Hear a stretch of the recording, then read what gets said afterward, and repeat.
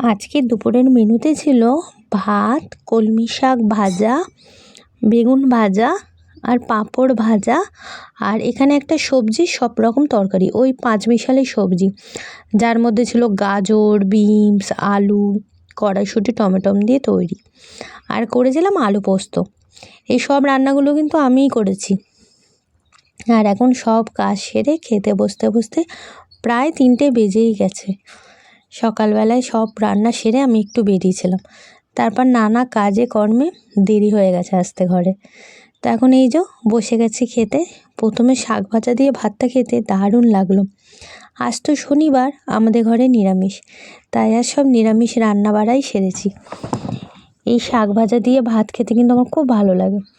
আর এইটা করেছিলাম সব সবজি দিয়ে একটা তরকারি, ওই শীতকালে যে সবজিগুলো ছিল ফ্রিজে, গাজর, বিন সব ধরে একসাথে তরকারি করে দিয়েছি, কড়াইশুঁটি, আলু, বেগুন দিয়ে। আর নামাবার সময় একটু ধনেপাতা দিয়ে নামিয়ে নিয়েছি। বেগুন ভাজা দিয়ে ভাত খেতে আমার দারুণ লাগে।